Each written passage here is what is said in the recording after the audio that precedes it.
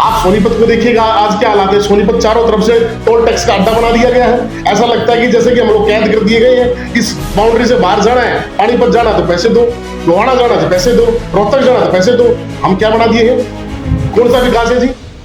लेकिन आज हालात ये है कि हरियाणा जो है लगातार इस तरह के हालात बन चुके हैं हरियाणा के अंदर कि बेरोजगारी में नंबर 1 हरियाणा, नशों में नंबर 1 हरियाणा, और लगातार आप देखिए कि टोल टैक्स के नाम पे, लूट के नाम पे हरियाणा, दलितों के ऊपर उत्पीड़न में नंबर 1 हरियाणा, और तमाम ये हालात जो बन रहे हैं, इससे पता लगता है कि ये जो सरकार नहीं है, ये सही मायने में ब्लैकमेलर सरकार है। हरियाणा दिवस के मौके पर जहां पूरा प्रदेश जश्न मना रहा था, वहीं सोनीपत में भाकपा यानी कि भारतीय कम्युनिस्ट पार्टी दफ्तर से निकली सरकार पर वार की गूंज।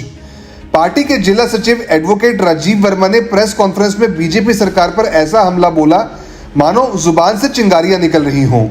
वर्मा बोले, ये सरकार गरीबों की नहीं, अमीरों की सहेली बन चुकी है। उन्होंने कहा कि मौजूदा सरकार दलित, पिछड़े और गरीब विरोधी नीतियों पर चल रही है और जनता के हितों को ताक पर रखकर कॉरपोरेट घरानों की झोली भर रही है। वर्मा यही नहीं रुके, उन्होंने मुख्यमंत्री को भी डमी सीएम तक कह दिया। बोले, खुद के फैसले भी नहीं ले सकते, बस वोट बैंक की राजनीति का हिस्सा है। वर्मा ने कहा कि आज हरियाणा में महिलाओं की सुरक्षा खतरे में है, बेरोजगारी चरम पर है और पुलिस प्रशासन सरकार की पकड़ से बाहर निकल चुका है। उनका कहना था, राज्य में विकास नहीं विनाश की स्कीम चल रही है। टोल प्लाजा पर भी वर्मा ने खूब तंज कसे। बोले, सोनीपत तो अब चारों तरफ से टोल की दीवारों में घिर गया है, जनता की जेबें खाली और अमीरों की तिजोरियां भरी जा रही हैं। दीनदयाल स्कीम को लेकर भी उन्होंने कहा कि यह गरीबों के लिए नहीं बल्कि अमीरों की नई सौगात है। और आखिर में जनता से अपील करते हुए कहा कि अब वक्त आ गया है जब हर नागरिक को इस सरकार के खिलाफ एकजुट होकर आवाज उठानी चाहिए। देखिए, सबसे पहले तो मैं सभी मीडिया भाइयों का भारतीय कम्युनिस्ट पार्टी की ओर से अभिनंदन करता हूं कि आप लोग जो लोकतंत्र का चौथा स्तंभ है, जो जनता की सही आवाज़ लोगों के बीच में पहुंचाते हैं और लोगों के मुद्दों को उठाते हैं, उसके लिए मैं आप लोगों का, प्रेस का बहुत बहुत धन्यवाद करता हूं। आज जो प्रेस कॉन्फ्रेंस कराने का आज एक मकसद है कि आज एक तो 1 नवंबर जो 1966 को हरियाणा दिवस हरियाणा बनाया गया, और हरियाणा इस बात को लेकर बनाया गया कि हरियाणा के अंदर जो हमारी एक अपनी संस्कृति है, हमारा एक कल्चर है, किसान, मजदूर, नौजवान, और देश के अंदर हर हरियाणा का अपने अलग वजूद रहा है। लेकिन आज हालात ये है कि हरियाणा जो है लगातार इस तरह के हालात बन चुके हैं हरियाणा के अंदर कि बेरोजगारी में नंबर 1 हरियाणा, नशों में नंबर 1 हरियाणा, और लगातार आप देखिए कि टोल टैक्स के नाम पे, लूट के नाम पे हरियाणा, दलितों के ऊपर उत्पीड़न में नंबर 1 हरियाणा, और तमाम तरह की जो जातियां जो हरियाणा के अंदर हो रही है, उसी बात को लेकर जो है ये प्रेस कॉन्फ्रेंस बनाई गई है। आज तो यानी कि देश का जो कानून व्यवस्था है, हरियाणा की कानून व्यवस्था लच्चर हालात में खड़ी हुई है कि उसे आज दलित के ऊपर इतना उत्पीड़न हो चुका है, जहां एक तरफ ये सरकार बनाई गई कि हम लोग जो है कह रहे थे कि भैया सैनी को जो है बना दिया तो ये दलित और पिछड़ों का मुख्यमंत्री है। आज हालात तो ये है कि जब उनसे बात की जाती है तो वो कह रहे हैं कि मैं तो एक कर्मचारी का भी जो ट्रांसफर नहीं कर सकता हूँ। तो आज ये सही मायने में सिर्फ लोगों की वोटों को बटोरने के लिए बीजेपी के द्वारा एक साजिश थी। दलितों पे लगातार अत्याचार बढ़ रहे हैं, मेहनत करने वाले आवाम पे, किसान पे, मजदूर पे आप देखिए किस तरह के हालात लगातार बढ़ते जा रहे हैं। और इवन एक एडीजीपी अगर आत्महत्या कर रहा है, उसके बाद में एक अधिकारी ने और आत्महत्या की, और तमाम ये हालात जो बन रहे हैं, इससे पता लगता है कि ये जो सरकार नहीं है, ये सही मायने में ब्लैकमेलर सरकार है कि लगातार ब्लैकमेल कर रहे हैं। हर पथ पे, हर महकमे में, हर डिपार्टमेंट में ब्लैकमेलिंग चल रही है, और ये एक घिनौना धंधा चल रहा है जिसको लिए आज हरियाणा विनाश की तरफ जा रहा है। तो इलेक्शन के टाइम काफी टाइम हो गया उनको डिसाइड किए हुए। हमारा संगठन दलित पिछड़ा शोषित आवाज मंच भी उस समय जब ये जैसे ये घटना हुई, हम बिल्कुल सबसे पहले हम लोग ही उतरे थे मैदान में, और जहां भी कहीं घटना होती है तो हम लोग खड़े होते हैं और अपने जनता की आवाज को बुलंद करते हैं और उनके साथ में खड़े होते हैं। हरियाणा में बिल्कुल मैं साफ तौर पे कहना चाहता हूं कि हरियाणा के अंदर आज कानून व्यवस्था नाम की चीज कुछ रह नहीं गई है। आज लगातार जो है आप देखिए कि किस तरह से गुंडागर्दी बढ़ती जा रही है, सरेआम गोलियां मारी जा रही है, फिरौतियां मांगी जा रही है। आज कानून व्यवस्था बिल्कुल लच्चर हो चुकी है। मैं कहना चाहता हूं कि हरियाणा की जो हालात जो बनते जा रहे हैं, ये तो बिहार से भी बदतर होने की तैयारी हो रही है। आप देखिए कि खरगोदा में अभी सरेआम गोलियां मारी गई, गोहाना के अंदर सरेआम फिरौतियां मांगी जा रही है।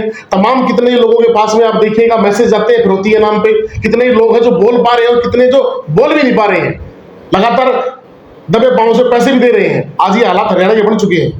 आज हरियाणा दिवस के अवसर पर आप कॉन्फ्रेंस कर रहे हैं, आज के मुख्य मुद्दे क्या हैं? आज हम लोग ये साफ तौर पे कहना चाहते हैं कि आज हमारे देश का हमारे हरियाणा जो प्रदेश है वो इस बात के लिए माना जाता है कि दूध दही का खाना वो है हमारा हरियाणा। आज हालात क्या है कि नशों का सबसे ज्यादा व्यापार जो हो रहा है वो हरियाणा के अंदर हो रहा है। आज बेरोजगार सबसे ज्यादा है तो हरियाणा के अंदर है। आज नौजवान पढ़ने लिखने के बावजूद भी आप देखिए कि सारे के सारे सरकारी तंत्र जो है वो बेचे जा चुके हैं। प्राइवेट कंपनियों ने लूट मचा रखी है, धंधा बना रखा है।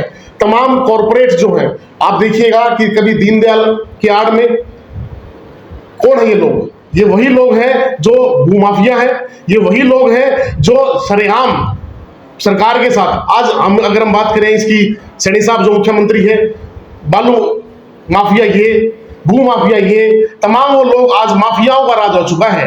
आज इस हरियाणा प्रदेश के अंदर आम जनता का राज नहीं है। लोगों को सिर्फ ये कहा गया कि दलितों का, पिछड़ों का, आदिवासियों का, कमजोर का राज आया है, ना कि ये दलित का, ना पिछड़े का, ना किसी कमजोर का राज आया है। ये तो सही मायने में माफियाओं का राज आ चुका है हरियाणा के अंदर।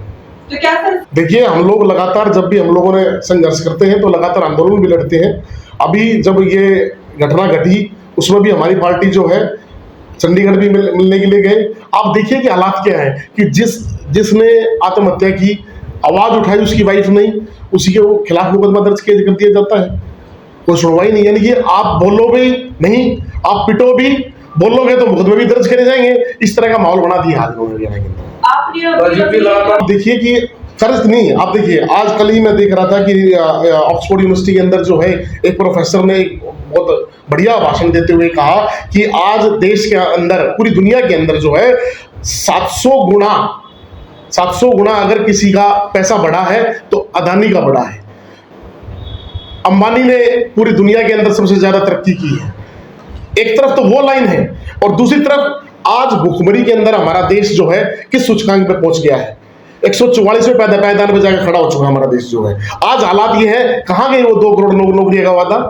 आज हमारे ही हरियाणा के अंदर आप देखिए कितनी ज्यादा जो है आत्महत्याएं बढ़ रही है। नौजवान पढ़ने लिखने के बाद वो रास्ता नहीं है, 10-10, 12-12 हजार की नौकरी करने के लिए मजबूर है। उस 10-12 हजार की नौकरी में वो क्या कर लेगा? अपने बच्चों को पढ़ा लेगा, अपने माँ बाप का इलाज करा लेगा या अपने जीवन को बेहतर बना लेगा। देखिए आज आप किसी भी नगर निगम में जाके देखिएगा, आप अगर आपने प्रॉपर्टी आईडी बनवानी है, प्रॉपर्टी आईडी के आप देखिएगा कितने लोग धक्के खाते रहेंगे, उसके बाद कोई सुनवाई नहीं है। पूछा जाएगा जी ये हमारा अगर जो मान लिया हमने प्रॉपर्टी आईडी बनवाई थी जी, मेरी ये 50 गज का था, इसमें 40 गज क्यों आ गया है? आप ठीक करवाने के लिए जाएंगे कि जी हमारे हाथ में कुछ नहीं, गुजरात की कंपनी आई थी जी उसने कर दिया है। आप एमएलए के पास जाओ, आप पार्षद के पास जाओ, आप अधिकारी के पास जाओ, कोई सुनवाई नहीं। उन्हीं के दलाल के पास में जाओ, आप पैसे दो, काम हो जाएगा आपका। और से ज्यादा आरोप क्या लगाए हम इस बारे में? कहीं ऐसा तो नहीं अभी चुनाव आ रही है आप इसलिए इस तरह के मुद्दे उठा रहे हैं? देखिए चुनाव जो है, चुनाव लड़ना तो सबका अधिकार है। चुनाव लड़ना तो भारतीय लोकतंत्र के अंदर संविधान ने सबका अधिकार दिया हुआ है। चुनाव एक अपना काम है। चुनाव जनता ने चुनना है, जनता ने चुन के ही बीजेपी को लाए हैं और चुन के ही जो है कोई और सरकार भी आएगी। लेकिन जो हालात है नगर निगम के भ्रष्टाचार के बारे में हम साफ तौर पे कहना चाहते हैं। आप देखिए कि रोडों के क्या हालात खड़े हैं। अभी मलाना रोड पे आपने देखा होगा कि इतना बड़ा गड्ढा हुआ, कहाँ गए वो विकास के वादे?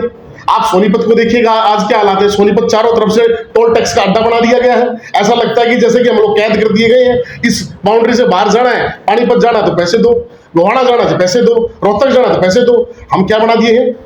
कौन सा विकास है जी? सोनीपत जो है हरियाणा जो आज विनाश की तरफ जा रहा है। अपने शहर की हर ताजा खबर के लिए हमारे चैनल SNA न्यूज को सब्सक्राइब करें, लाइक करें, कमेंट करें व शेयर करें। बेल आइकन दबाना ना भूलें। हमारे अन्य सोशल मीडिया प्लेटफॉर्म्स पर भी हमें फॉलो करें।